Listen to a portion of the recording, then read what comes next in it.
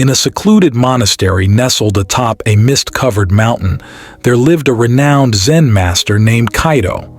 His teachings were revered not only for their depth, but also for the practical wisdom he imparted to his disciples.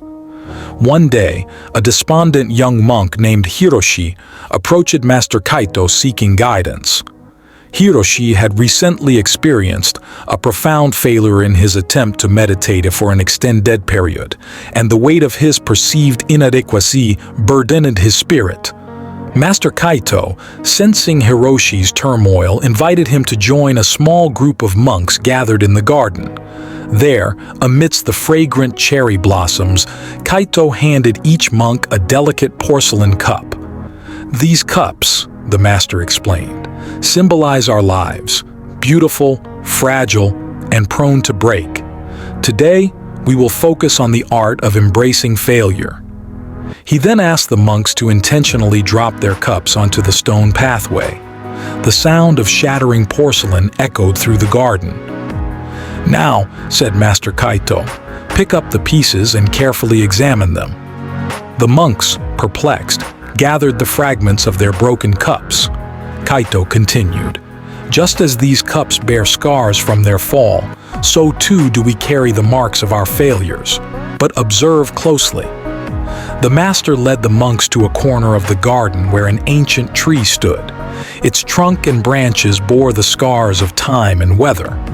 "This tree," Kaito explained, "has weathered countless storms, yet it continues to thrive.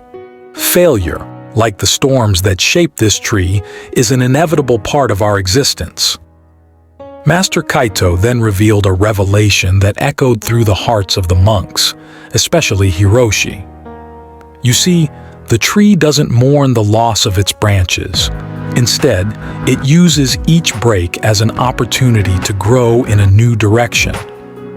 In that moment, Hiroshi understood the profound lesson Master Kaito wished to convey.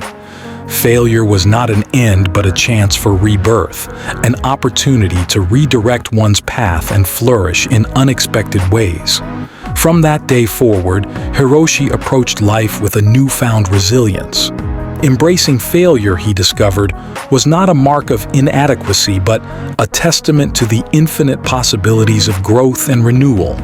And so, under the wise guidance of Master Kaito, the monastery became a haven not just for meditation, but for embracing the beauty that arises from the fragments of our perceived failures.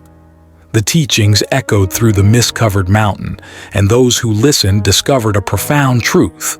In embracing failure, one finds the path to unshakable strength and enduring success.